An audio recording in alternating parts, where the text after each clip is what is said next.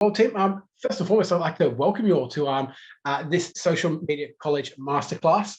And we're going through the really exciting topic of how to make YouTube videos like the pros. I dare say we're all on YouTube to some varying degree, and we've all seen amazing content on that platform. And sometimes you might have sat there and gone, that's absolutely epic, that's incredible. Well, we're going to be talking exactly how to begin to create that content, but also build your channel. I'll throw over to Enrique now to introduce himself. I'm representing the Business College at IH. We work really, really closely with Social Media College. They love us, we love them, because they produce, some of the best stuff, and then we know how to deliver it and help you guys. So the reason why I'm on today is, one, I've got a bit of a marketing background as well. So if you have any questions after or in a few days, you can throw them at me, and also obviously at Gareth and Approver. But I can help you if you are in marketing and you want to upskill yourself to something in the digital world. We have campuses all over Australia. So we've got Sydney, Bondi, Melbourne, Gold Coast, Byron, and Darwin. And we've also got online, so we can help you study if you ever want to take your career. And if you haven't already, and if you want to take it to the next level, please let us know. Next slide. So reasons why you want to study the Diploma of Social Media Marketing. Look, it's really simple, guys. I mean, they're really 5 really, really honest reasons why.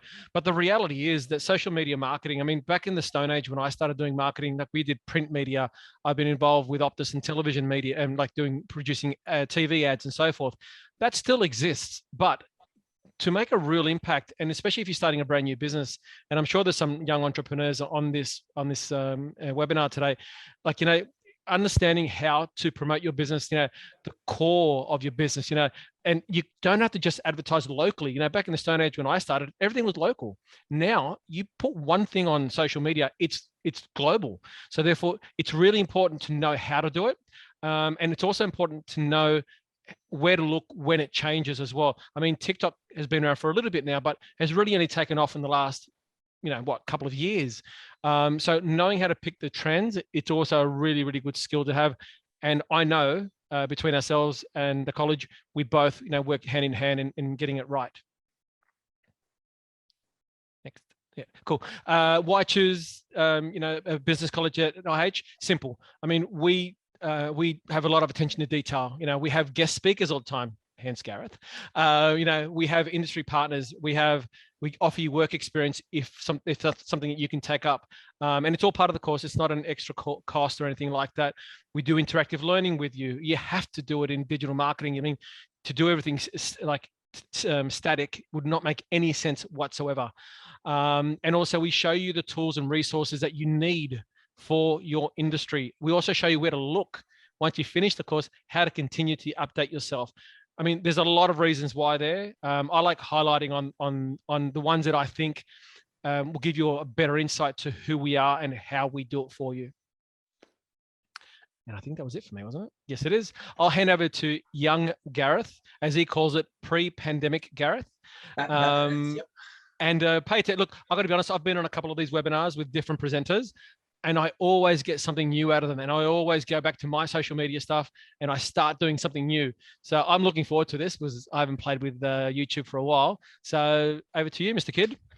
Thank you. Thank you so much, Enrique. Yes, my name's Gareth. I don't have it up there, but I should just say social media nerd. I love social media. I love the space. My background's mainly in training and strategy. So working with a variety of clients. I'm currently the social media lead at the Starlight Children's Foundation. And I'm also actually a co-author of the Diploma of Social Media Marketing. So if that is the route you go down, but very exciting from my point of view, because a lot of, I was going to say blood, sweat and tears, but more tears went into that to make sure that it's a lovely, robust course with everything you need to know about social media marketing. Before we get kicked off as well, I'd like to acknowledge the traditional custodians of the land and their connections to land, sea and community, and pay respect to elders past, present and emerging, and extend that respect to any other Indigenous people who are joining us today. So team, I want to dive into the content for today. One thing, as I sort of mentioned earlier, please, more than happy if you want to use that chat feature. If you've got any questions as we step through today's content, I'll keep an eye on that chat out of the corner of my eye, and I'll be responding to any questions as we go through and at the end with any ones that pop up. I do want to make sure that I can give you as much of my insight as I can throughout today's session. But first, I just wanted to ask you guys a little bit of a question. You can just mull over. Have you ever gone onto YouTube thinking you just watch one quick music video, then an hour later you find yourself watching a tutorial on how to talk to a giraffe? It is one of the reasons that YouTube has been one of the cornerstones of the internet, but also social media marketing for such a long period of time. Incredible video content. And obviously from a branding, from a marketing point of view, so many people on the platform, we want to be able to tap into that. We want to be able to utilize it to communicate with our audience, but also market our product and services, etc. Now, one sort of underlying thing there is the fact that, yes, absolutely, quite often we jump onto YouTube and we start hitting those, clicking through onto those suggested videos. And that's one of the really powerful things about YouTube. And when we get on the right side of that as marketers, it can really help us begin to reach our audience on the platform. A little bit about where we're going in the next hour or so. First and foremost, I want to talk about why YouTube matters. For those of you who were around for a little bit of the banter before it did sort of take a bit of a backward seat as Facebook and Facebook and Instagram became so huge. And obviously, Enrique just mentioned TikTok, which has been the biggest, the most downloaded app of the last 2 years. But YouTube still has a really valuable place in the social media marketing mix. And I'll talk through those key elements. Also want to talk about how to plan and create great content. So first and foremost, I want to talk about script writing as well as storyboarding to make sure that you are creating videos that your audience actually wants to consume and find valuable. And we'll also talk about some of the tools to do it, some equipment you might think about building your kit up to make sure you are producing great videos. Talk about things like thumbnails and also video editing, all that stuff that goes into making those videos on YouTube look like what the pros do. So we love a good stat in social media marketing, absolutely. So this actually comes from an amazing resource provided to us by Hootsuite and We Are Social. Hootsuite, it's a platform that helps social media marketers publish content to different channels, and We Are Social are a global agency. And basically, they pull a whole lot of resources for us about who's using social media platforms and where. Now, this is a global survey, and so what they've effectively, if you can see how dramatic it is, the two biggest social platforms utilized, Facebook and YouTube. Facebook sort of nudging up near that 3 billion global users, and YouTube about 2.5 billion users globally. It really is the cornerstone of long-form video content online, where people go to watch long-form video content.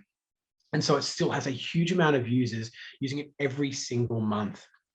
I'll talk through some more local stats in a moment, but in Australia, look at around that sort of 14 to 15 million users mark, which is still a huge slice of the Australian population coming back to this platform at least once a month.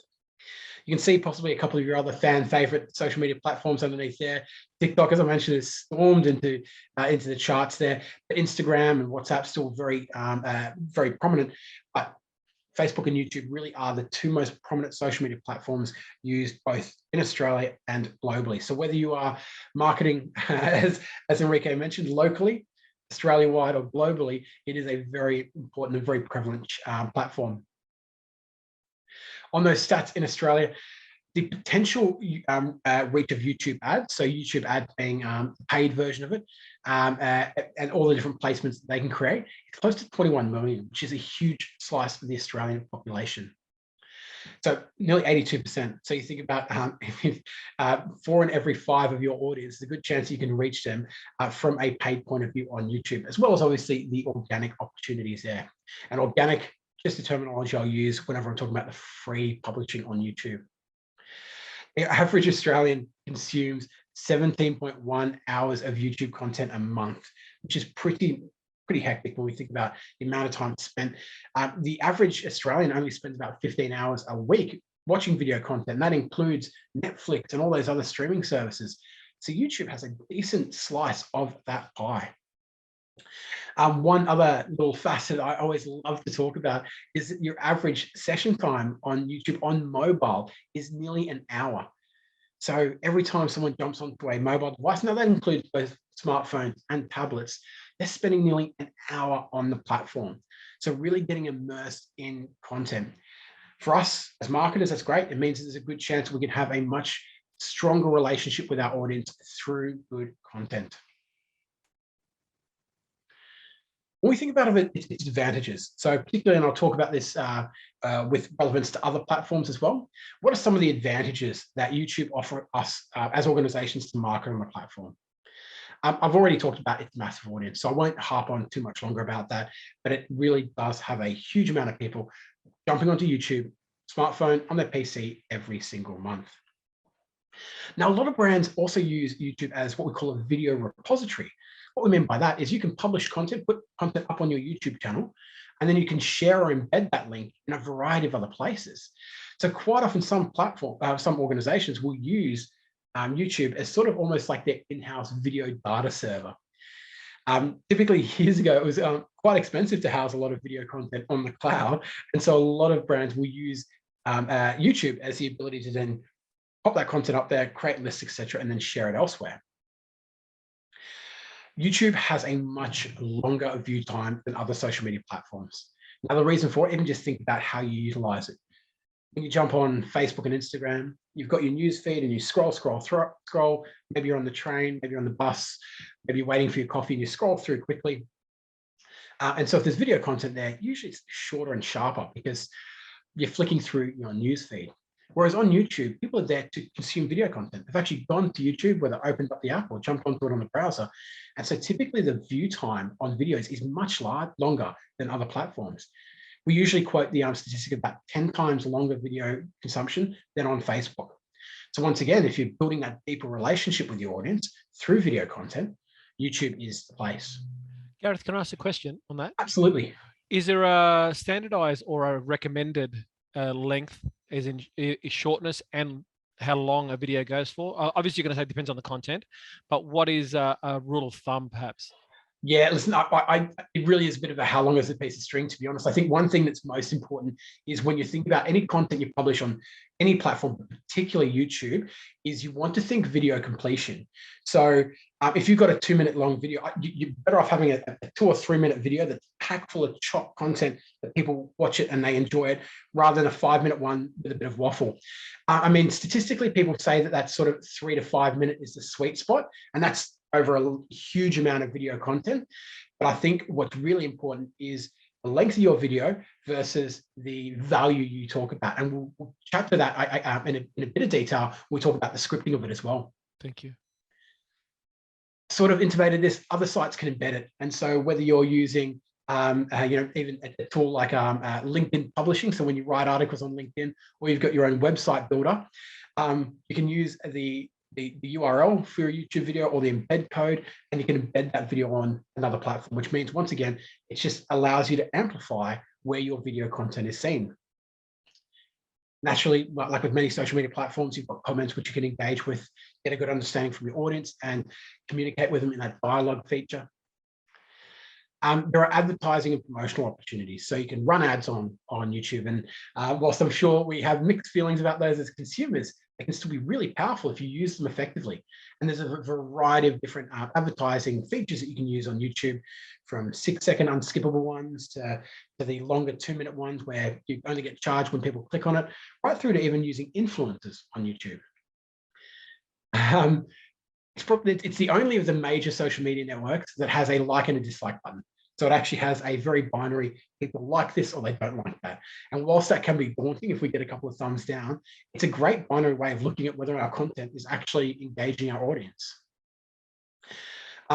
Absolutely, you can drive awareness through your content, but also drive web traffic. You can depending on the nature of the content you're using, you can use things like end cards to drive people when they click on that to go to your website.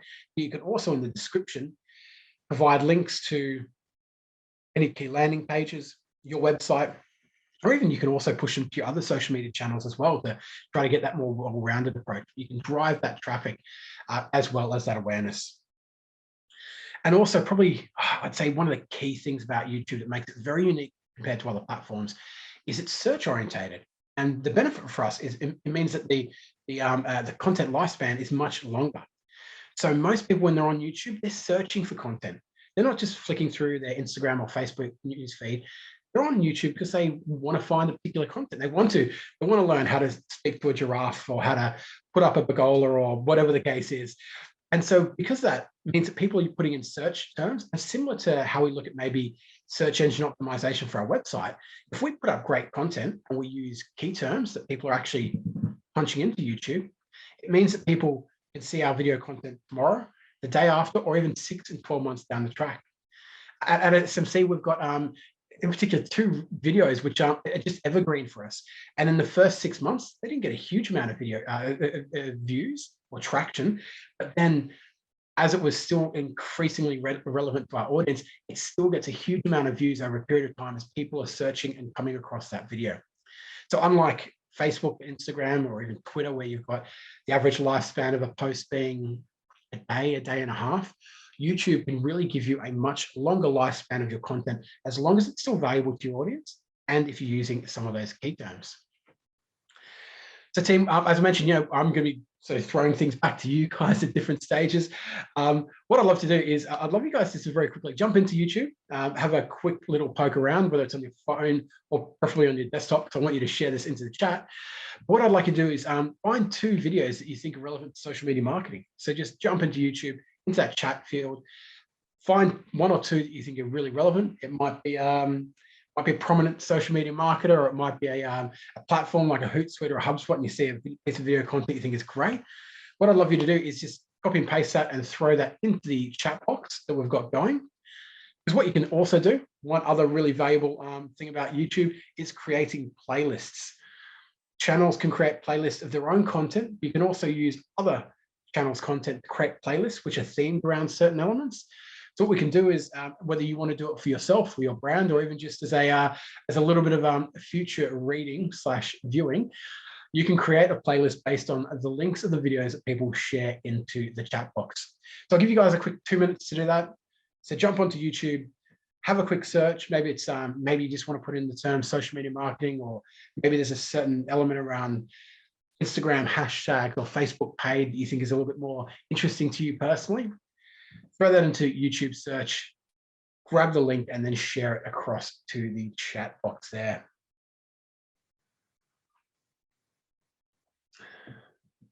Give you guys a couple of moments for that. I should be drinking a bit more water and keeping my vocal cords nice and limber. Awesome. I will share that one back. Sorry, guys. And one thing as well is when you do share it, Trevor, if you can just make sure you select all people, so not just hosts. That way everyone can see it there. All good. So team, grab a link or 2, share it into the chat box. And like I said, whether you want to do it yourself or for your brand page, whatever the case may be, you can actually turn that into a playlist. Whilst you guys are doing that, I'm just going to push on just to make sure that I do get you out of here in a reasonable amount of time and don't talk too much about social media, because I could cheer your ear off. Now, what's really important when we think about the type of content we produce for YouTube is making sure we provide value to our audience. And that's a terminology that we see written in blogs and talked about and bandied around the industry a lot. What does adding value actually mean? Well, what we want to do is we want to make sure that in one way, shape, or form, it provides our audience with at least one of these elements. Now, spoiler alert, these 3, educate, entertain, and inspire. I actually got these from a YouTube document very many years ago when they did a big scrape of all the content that performed well on their platform. And they said that the best content provides their audience with some value. Either it educates them, teaches them something new, it entertains them, provides them with some sort of levity or engagement, or inspires them. And quite often that's a little bit more emotional. So whenever we're planning or creating our content for YouTube, we want to make sure that it's doing at least one of these. You can absolutely make sure that your content educates, entertains, and inspires. We want to make sure it at least ticks one of those buttons. This is effectively the lens we want to think about with all of our content. If your content doesn't provide any one of those bits of value, I've got to ask you, why you publish it? Why would someone watch your video? Now, the 4th bucket as well is convince. And the convince style of content is a little bit more promotional. That's where we might be, doing a bit of an unboxing of our product, or talking about our particular product or services, unique selling points or USPs. But what we want to make sure that we're doing is, even if we are convincing our audience, even if we are using, we still want to make it in some way entertaining, inspirational, or educational. That's it. We want to make sure that when we're creating content, when we're planning it and producing it, it adds value to our audience. It either educates, entertains, or inspires our audience. And the best content does a bit of a mix of those. It's not easy to do, but it's really important that when we get to the planning stage, we look at it through that lens. Now, the other thing we want to make sure when we're producing our videos, when we're publishing them, is we want to encourage people to engage with our content, not necessarily actually get wedded to them, but we want to encourage engagement. We can do this in a variety of ways.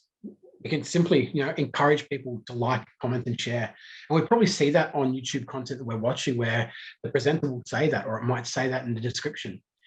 It's really important to do that, to really make sure that you are giving your audience a little bit of a nudge, because engagement is really valuable for our content, because it tells the YouTube algorithm that this content's great, which means we're way more likely to pop up in suggested videos. You can also ask your audience. You can ask your audience a question in the video content itself. Obviously, make sure that it's thought-provoking, or it does actually light a fire under your audience, and they're more likely to engage in the comment section. Also, your engagement, one of the reasons we want it, it's also not only helps us be those recommended videos, but it is a little bit of what we call social proof. When someone is searching for a video on how to change a spark plug, or whatever the case may be, they will look at the ones which has the most engagement and views, etc. And like I mentioned, the more engagement we get, the more likelihood that our video will be seen, not just tomorrow, but in 3 and 6 months' time, when people are searching for that style of content. So we do want to try to elicit that engagement. And like I said, we can do that through very verbal cues in our video content from our presenter, but also in things like the description of the post when we publish it as well. So how do we create great content? Well, the first thing is we want to make sure we're planning effectively. Now, depending on the type of video content you're looking at producing, you'll need to do either one of two things. You'll either need to write a great script for the video content you're producing, or write a great storyboard. Sometimes you might need both of those. I'll talk about storyboarding in 2 moments, but a script for your content, particularly if you're doing a sort of head to camera piece where you're talking through a particular component, where you're entertaining, educating, or inspiring your audience, you want to make sure you have your script nailed down. Now, the benefit, first and foremost, it's going to make sure that you do provide those call to actions to your audience, engage with them in some way, shape, or form. You're going to make sure you tick the boxes of everything you want to say.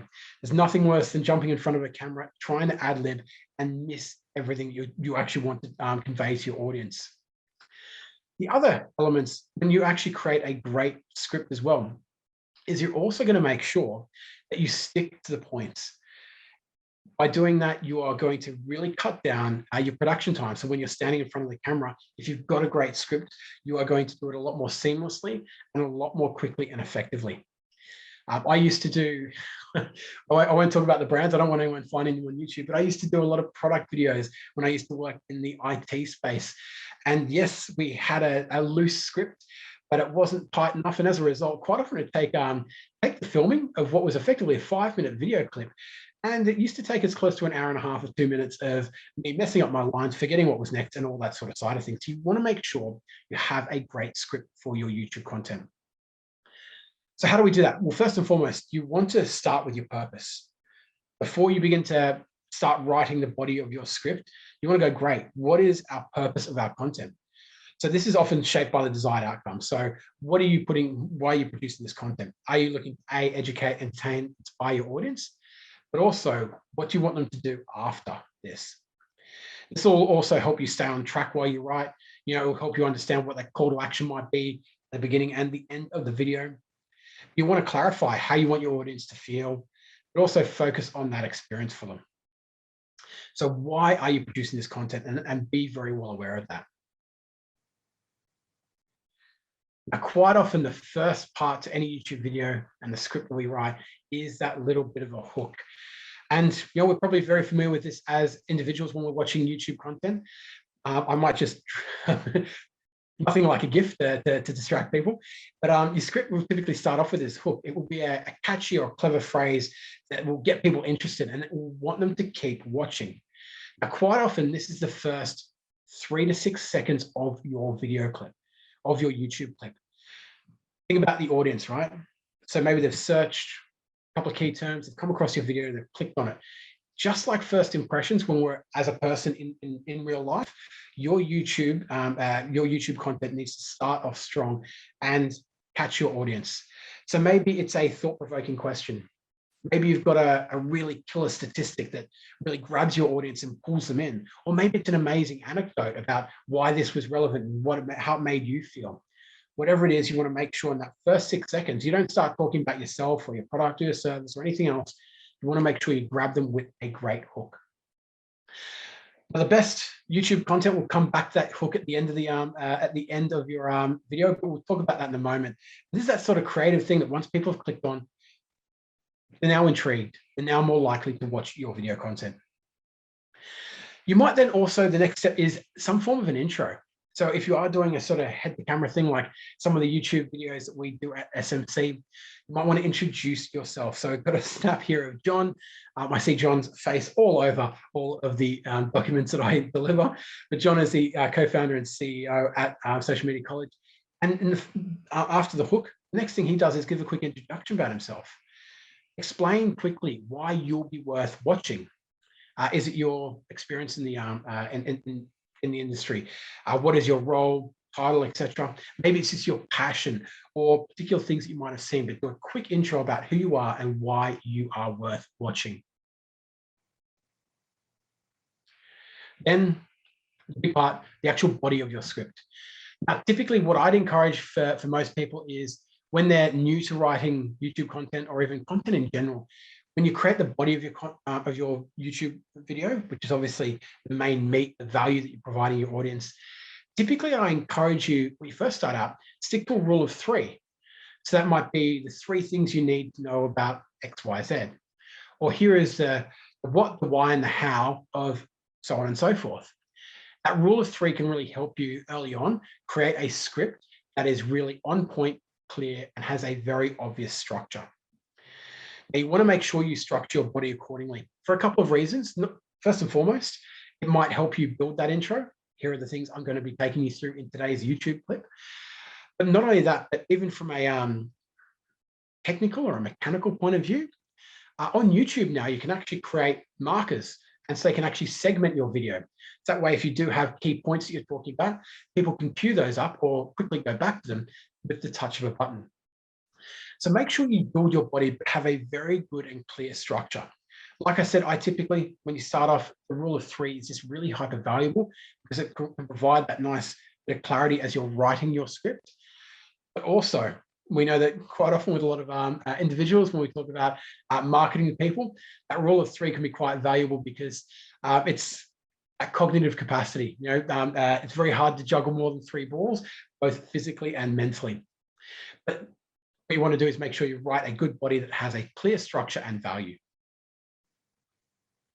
Once you've got that down, as mentioned, typically you might bring that back, loop that back to that returning idea, which was sort of stated in your hook. You might revisit that statistic and say, see, this is exactly why 78% of marketers are doing YouTube wrong. Or it could be returning to that anecdote and maybe finishing that story off. What this is a nice little creative way to sort of put a nice little bow around your YouTube content. Your script is so important to make sure that obviously you get through the content and you deliver it well, but also obviously your audience retains that content effectively. And at the end of the day, this is social media marketing, right? So you do want to encourage your audience to a call to action. So now they've watched your video, what is the next step you want them to take? Just a couple of ones from ours. But once you've put this video content in front of them, remember that purpose we're talking about? What is the next step you want them to take? Is it just that you want them to engage with your video on YouTube? Cool, fantastic. But maybe you want them to go to your website, find out a little bit more about your product. Or maybe you want them to download a free, amazing resource that you've got on your website as well, or on a landing page. Whatever it is, you want to make sure that at the end of your video, you do provide that call to action. Now that they've watched your great content, now that envelop themselves in your amazing message, you want to make sure you tell them what to do next. Now, because YouTube, as I mentioned, typically you've got much longer video times, you can have multiple call to actions on YouTube. On Facebook and Instagram, generally don't encourage that. One post, one job, but because people are on YouTube, they're searching for content, you can actually have a couple. And so you might actually say, subscribe to our channel and hit the bell icon so you get notified when we've got other content. And also visit our playlist on blah, blah, blah, or download our amazing resource on the in the links below. Whatever it is, make sure you provide that call to action. Otherwise, yep, you know what, you might be providing awesome, valuable content. You want to make sure people engage with you more. But with these call to actions as well, one of the great things about YouTube, as I mentioned, is there are some technical features that can help you with this. You can actually put the little bell icon and subscribe icon on the screen at the end of the video. And you can also use features called end cards. Now, what end cards are is within the last 30 seconds of your video, these are those little cards, these little tiles that pop up that people can click on that can take them to your website or to the next video that you might want them to see. So once again, when we build this script, we want to make sure we think about what it is we want our audience to do next, and then also incorporate that into the technical features of YouTube. Awesome, team. So what I want to do is throw back to you guys is jump into the chat. So thinking about the decision stage of your of how you engage with your audience, what is an action that you'd want your organization, sorry, what is an action you'd want your audience to take? They're seeing your video content. What do you want them to do now? Are you driving them to a particular product page? Are you trying to encourage them to come in store? I'd love you guys just to drop into the chat box. What is it you're trying to drive your audience to do off the back of your amazing future YouTube content? What is that next step and that call to action you want your audience to take? Trevor, you're going to visit your store purchase. Yep, cool, fantastic. Just if you want to make sure that click that so everyone can see that. All good. Thank you, Trevor.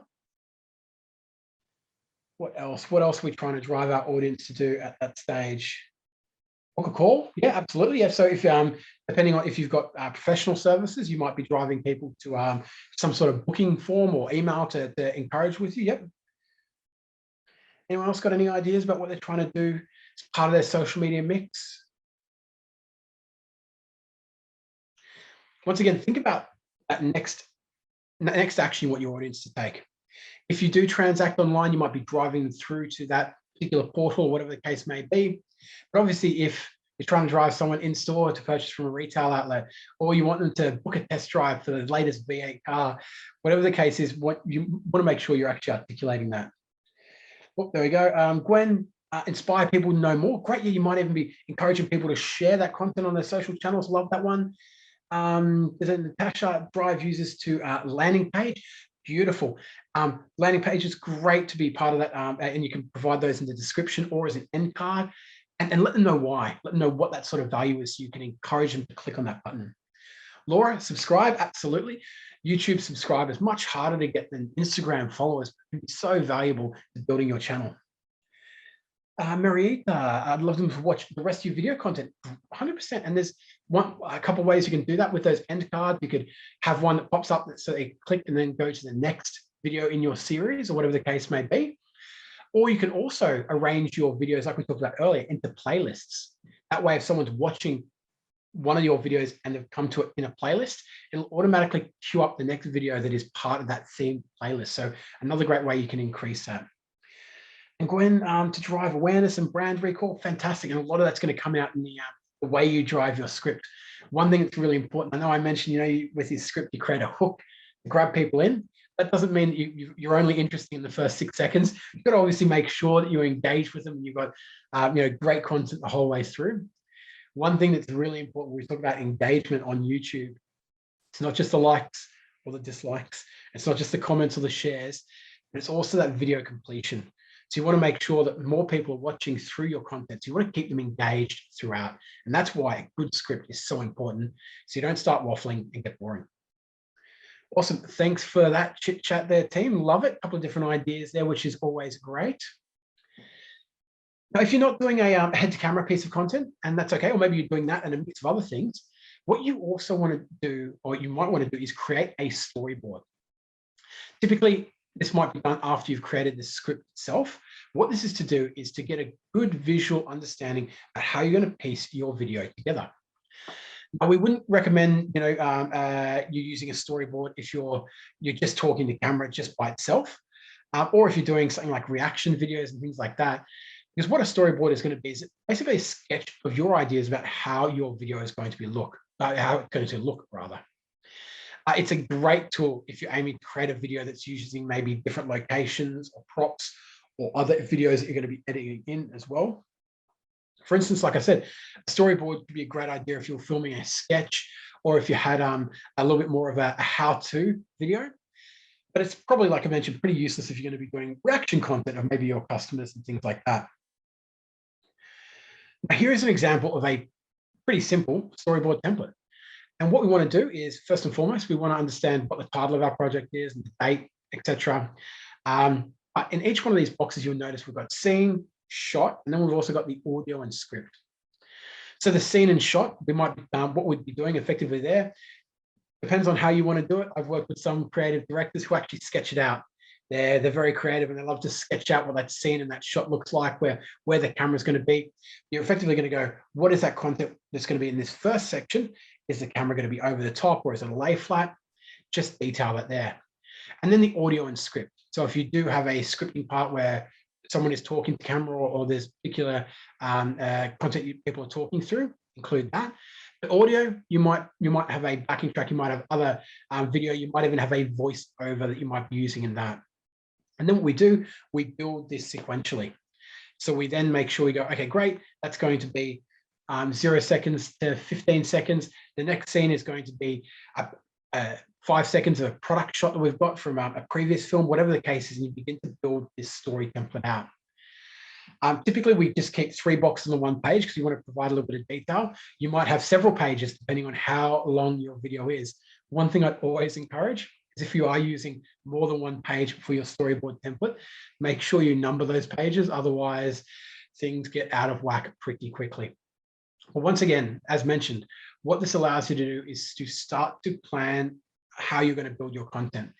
Without a storyboard, you're just going to throw content together fairly willy-nilly. And what this will allow you to do is plan how that's going to look with your audience.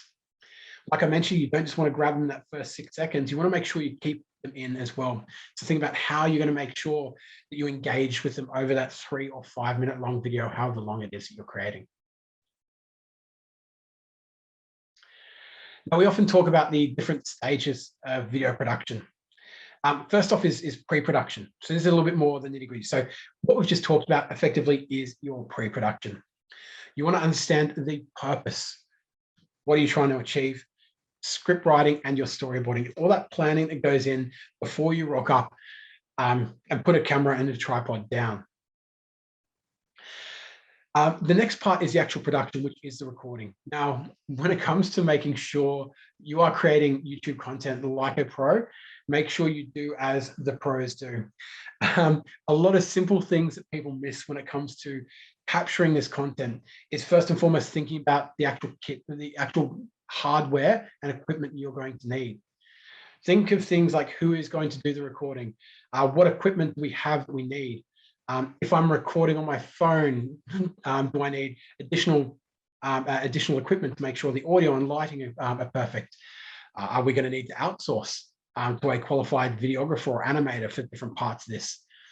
Also with that production stage, and this is going to sound a little obvious, but really important, have a checklist of things, because you want to include on that checklist are the camera batteries charged and is the SD card completely cleared so we can capture this content. I've been on very many content filming sets, got there and we've got the little dead red flash from the battery light almost immediately. And that is a great way to waste your time and make any form of YouTube production a thorn rather than a boon. And finally is the post-production stage. Now, not to say that it all comes out in the post-production stage. If you planned effectively, this will be a lot easier, but a lot goes into the post-production stage for good YouTube content. This is where you're going to edit it. You're going to review it. You're also going to amend and maybe add any branding or additional elements. Typically, this is used with some form of software, and when it comes to different software you can use for video, it can really run the gamut. But effectively, this is where all your creativity and planning comes out, and you begin to stitch together your amazing YouTube content. They're the 3 stages of video production for your YouTube videos. And it's important to understand which components sit behind each, and you're doing it accordingly. Now, to that point, when we're talking about production, let's talk a little bit about equipment. To be honest, smartphones have gotten so good over the last few years. I heard a comparison, and this is 2 years ago, that the Samsung at the time, 2 years ago, was the equivalent of a DSLR, so one of the bigger cameras, from 3 years before that. That being said, not to say that just start slapping everything on your smartphone recorders, because with DSLRs you do have optical zooms and things like that. But when it comes to smartphones, they are pretty good for recording content these days. Obviously, you can absolutely kit up and skill up, which I'll talk about in 2 moments. But if you are recording with your phone, there are a couple of things that I'd always encourage you to think about. First and foremost is your audio quality. I would highly encourage you pick up, and I can't see where mine is right now, it's somewhere on my desk, but pick up a mic that plugs into your smartphone. Our smartphones, as wonderful as they have something that's called an omnidirectional microphone. And what that is, it picks up all the sound around you. So that's exactly why when you're on the phone with your mum and a car goes by, or there's a horn in the background or a siren, hopefully your mum's not getting arrested, but if there might be a siren and you hear it, it comes through really loudly, because that's what those microphones are designed to do, is pick up everything. And you don't want that when you're recording your video content. So that's why a lapel mic that will sit on someone's shirt or blouse, or even you can even get mini boom mics, which are directional microphones, to make sure you're only picking up the audio of the person speaking. So important. There's also these little handheld, I can't remember, gyroscope sort of side of things. Joby is a brand that make these sorts of ones. And basically, if you are walking next to the person as they're talking or presenting, or you're capturing a walking shot, what it does, it keeps your camera still. And also lighting is important, regardless of whether you're using a smartphone or a DSLR. Obviously, natural lighting is ideal. That's why you see camera crews out there with the big silver sort of things to try to flash that light onto people. But even at the very least, using halo lights, ring lights, what we've got here, because you want to make sure you are quite well illuminated. And so absolutely, if you're recording with your phone, you want to consider the audio stability and also any lighting. However, YouTube might become such an important part of your mix. You're like, well, let's start investing and let's up our game to that Pro Series level. Not to say this is the exact kit that you need to get, but begin to consider the different equipment you might want to invest in. A quick side note is at SMC, we began, this is our kits. This is what we actually utilize pretty much down to the T. We didn't buy this all at once. We actually, as we began to get better value and put a bit more effort into our YouTube content, we began to buy more and more equipment for different reasons.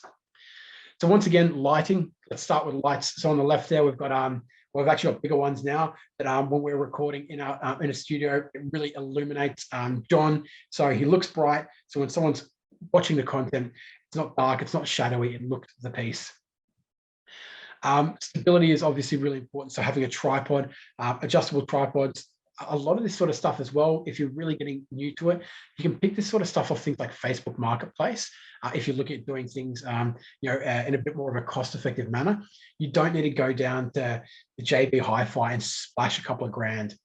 We started off with a good DSLR and a tripod and a microphone, and that was where we started our YouTube journey.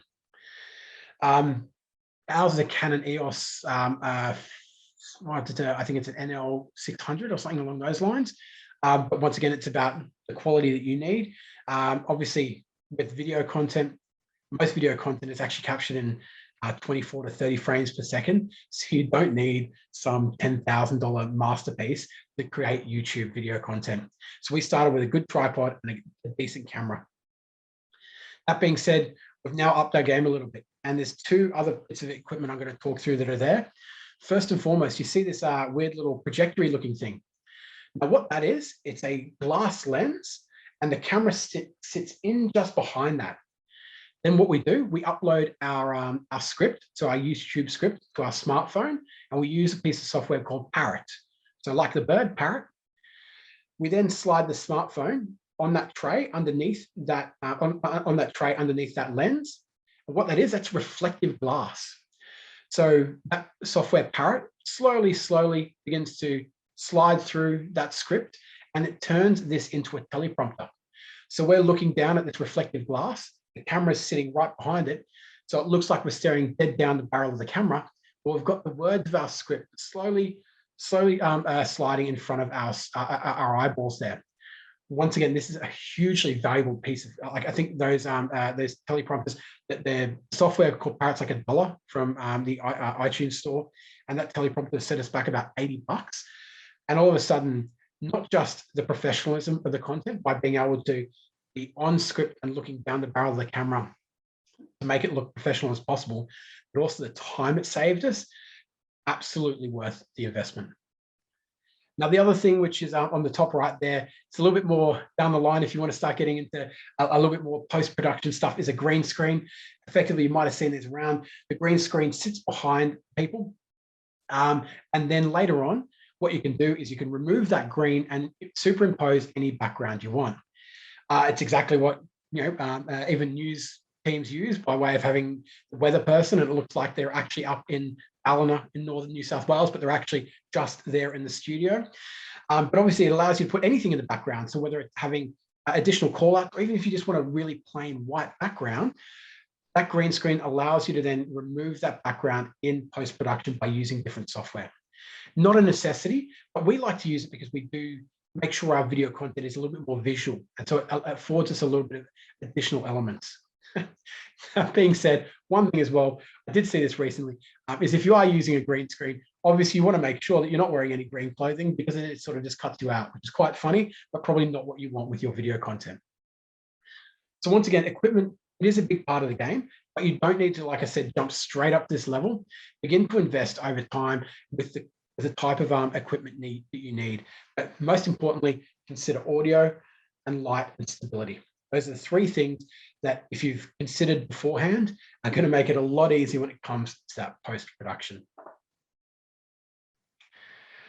To that point, editing. Well, editing is where some of the magic happens. A lot of the magic happens where we take all the different content we've captured in that production stage, all the ideas we put together in that pre-production stage, and make it happen. Effectively, in most cases, you'll import the content into your software. You'll typically review it, start marking parts you want to cut or move, etc. And then most of these softwares have what you call a timeline, which is basically where we bring to life our storyboard and order those different shots and content sequentially. You might need to edit things as well. You might need to tune up anything like the audio. Some video content I captured in the office the other day, apparently we were too funny, so you could hear people chuckling in the background an awful lot, and wanted to cut that out of that video, so had to edit that in the background. But also things like transitions or any additional video elements, like the call outs when people are talking. These are the sorts of things you're going to add in the editing stage. You might also want to include any music. There are quite a few free, royalty-free audio platforms out there that can provide you with audio that you can use, or music that you can use for your YouTube clips that you don't have to pay for. One thing I absolutely discourage is using audio content or even video content that you do not have the copyright authority for. YouTube is very good at identifying when you're using a song that you don't have the right to, or maybe it's a video from the highlights of a sporting match, whatever the case is. And at best, they will stop you from promoting that content. At worst, they'll take that content down.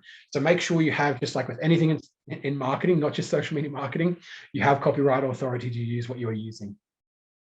Then typically you make those final tweets, you'll export it and upload it to YouTube, where you'll also include your description, etc., and publish it to the platform. Editing is, once again, depends on how deep you go into it, but that's where a lot of the fun comes out. When it comes to video editing, there are a huge amount of different software options available to you. Canva, which is social media marketers' best tool. The free version has so many different bells and whistles, and the paid version gives us a couple of amazing benefits. We can even edit video in Canva now. iMovie, as well as platforms like Movave, are really basic editing video tools which allow you to do those transitions and snippets and things like that. Camtasia allows screen capture and things. These ones on screen are pretty much your basic entry-level video editing tools. If you do want to go further down the line and start producing even higher quality videos, where you start using features like that green screen, and you want to start scrubbing up some of your video content even further, that's when you'd be looking at using software tools like Final Cut Pro, which is used for Macs. So it's a Mac only tool, and also Adobe, which has a couple of different video editing tools like After Effects and Premiere Pro. And those platforms, they do cost a little bit more to use, but they do have better features effectively. And they're the ones that the video professionals will be using. But for a lot of video content, iMovie, Windows Movie Maker, these sorts of ones will be enough for what you need in the interim as you're beginning to find your feet in your YouTube journey. I did mention Canva 2 moments ago as well. Just in the interest of time, I won't jump in, but one thing that's really important is creating great thumbnails for your video content. Canva has so many hundreds of thousands of templates for everything from your marketing flyers for your traditional marketing, right through to templates for Facebook posts, but also templates for YouTube thumbnails. Now, your YouTube thumbnail is actually a really important part of your YouTube content. The reason being, if someone searches for how to change a spark plug, the first thing they're going to see is your thumbnail for your video. You want to make sure it looks professional. You want to make sure it calls out the value that they're going to get, and then it looks nice and polished. Your thumbnail is so important in people seeing your video and then also clicking on it. Also consider then, when you are creating your thumbnails, if you are using things like playlists, you might create themed thumbnails so that they do all sort of fit in the same sort of sequential look and feel. We do that with a lot of the videos on ours, whether they are our educational videos or they're more our topical videos. But all you need to do, even from a free version of Canva, for those of you who haven't used it, canva.com, for a free tool, you can jump in and you can find free templates to create YouTube thumbnails. You can then edit them with your own images, your own text, and even your own brand colors and logo. And then you can download them as JPEGs, as PNGs, upload them as the thumbnails for your YouTube content. I will very quickly, just because it will only take 2 seconds. Here's not something I prepared earlier, but all you need to do is jump into the templates. I actually quite often just jump into the search, but if you jump into templates, into social media, you can jump to YouTube channel art, which is not the one I was after. Let me give you 2 seconds, team. I'm pretty lazy when it comes to these sorts of things, so I actually quite often just jump up to the top. And if you start searching YouTube, channel art, logos, all these things that you can do to make sure your channel itself looks amazing, click on thumbnails. And as I mentioned, a huge amount of different templates that you can use. In some cases for free, some are part of the paid version. If it's got that little pro, that means you need the paid version for it. You can click on that thumbnail, customize that template. And then, like I mentioned, we can edit any of the media, the text, the colors, etc. So we can change all the text we see on screen when it eventually loads, the beautiful nature of live TV team. But we could change it to the 3 ways to,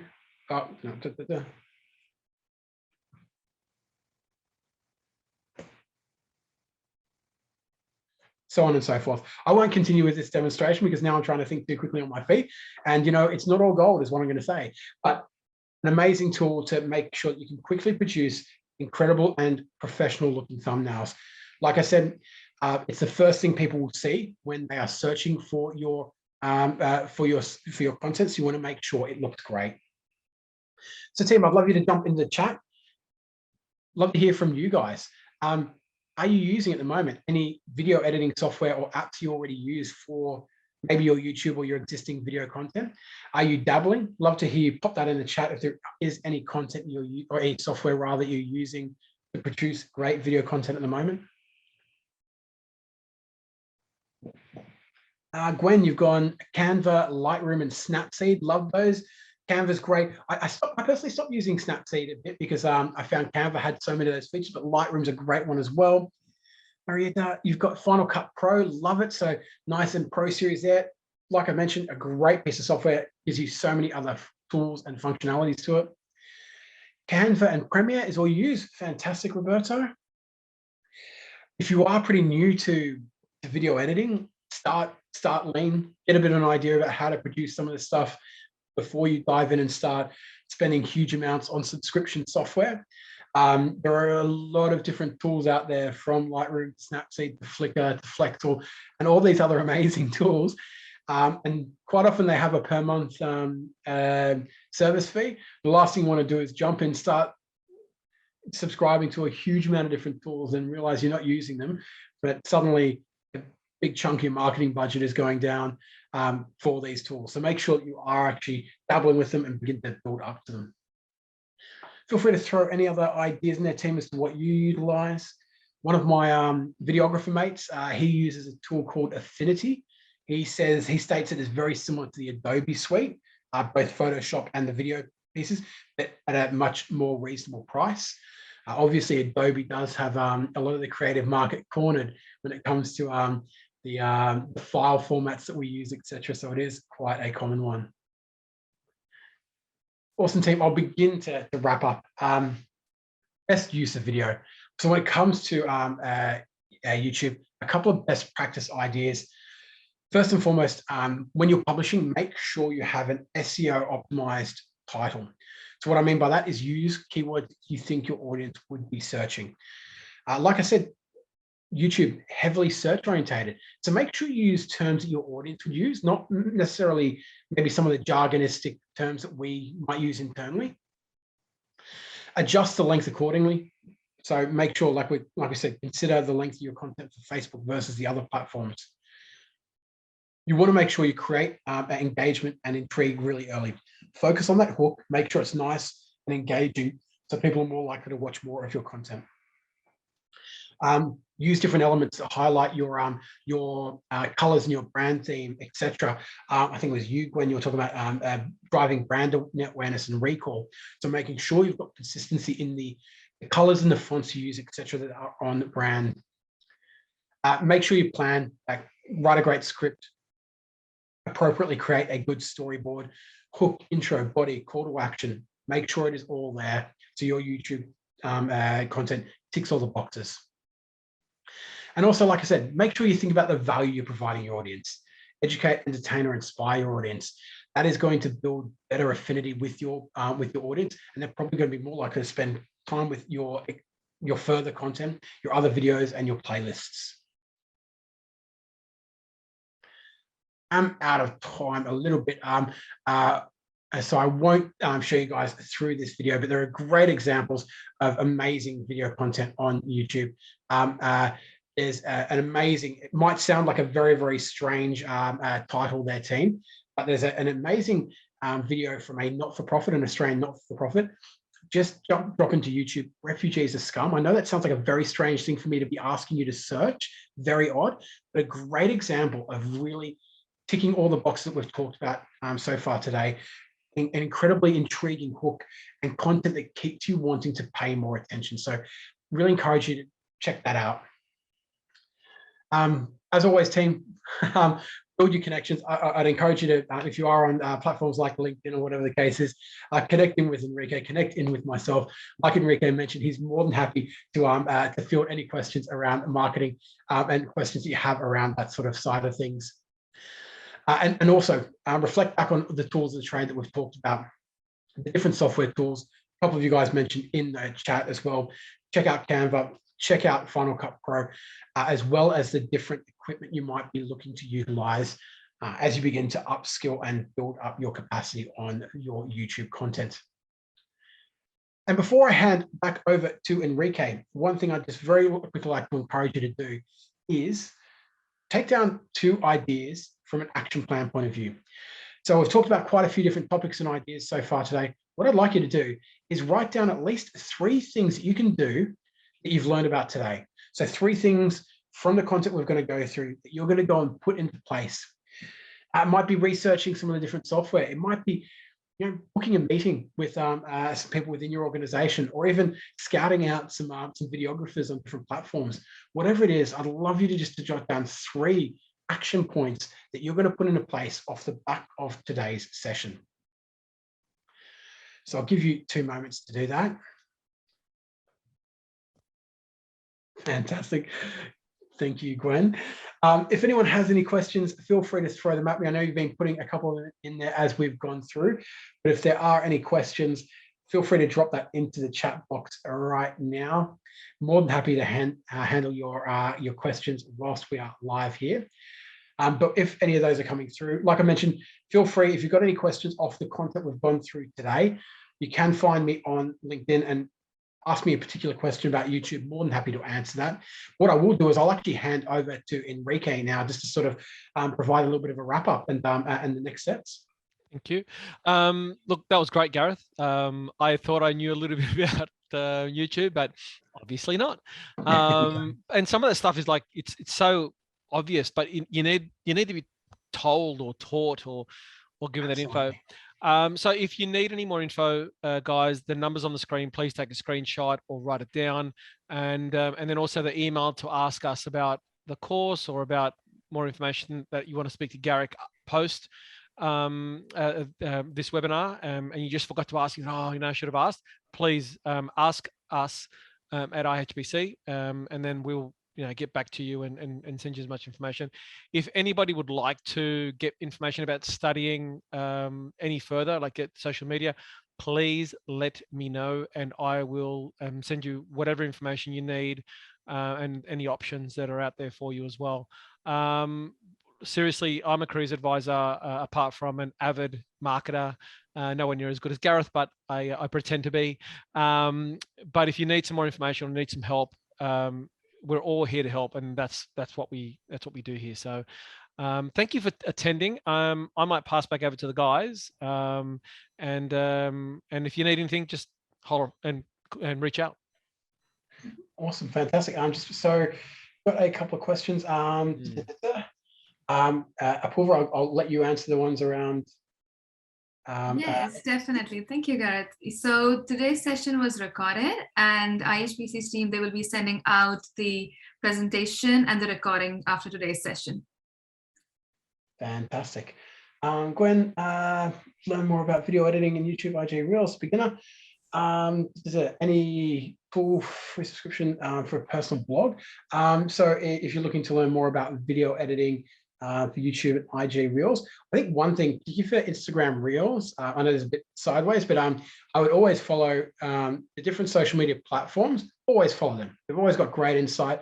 And at Creators is the creator channel on Instagram, and they focus on how to create great reels, etc. The other side of things is there's quite a few templates in Canva to get you started on those reels side of things. A few of them, once again, are subscription, and Canva's, I think, the paid version of it is like $17 a month. But like I said, that's typically where I start with. And whilst we talked about YouTube standard content, there is something called YouTube Short, which is some of these social media platforms. They're not as original as they used to be. But that is basically YouTube's play at IG Reels and TikToks. So there is that format that also appears on YouTube now. It's just being rolled out. Yeah, I'd absolutely encourage playing a little bit more around with some of the Canva templates, but always follow the different social media platforms, because they always talk about what they feel is doing well on their platforms. Although that being said, they often do encourage you to pay and do promoted content as well, which is also why, resources like education webinars like this, like the Diploma, are so valuable, because they give you the channel agnostic way about going about things as well.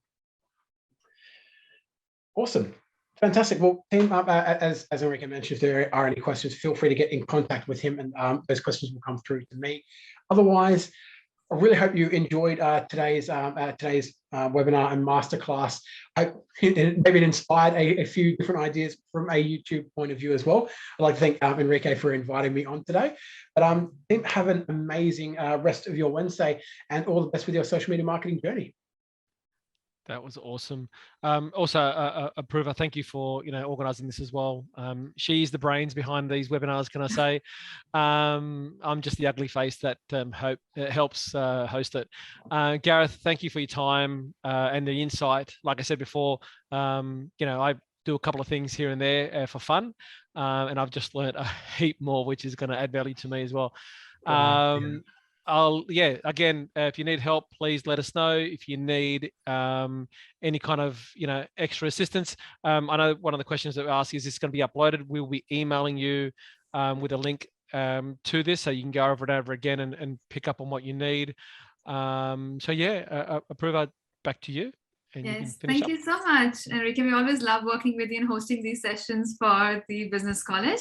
And with that, I think we will take everyone's time off today. Let's go. All right. Bye, everybody. Bye, everyone. Have an amazing long weekend. Absolutely. Yeah. Bye.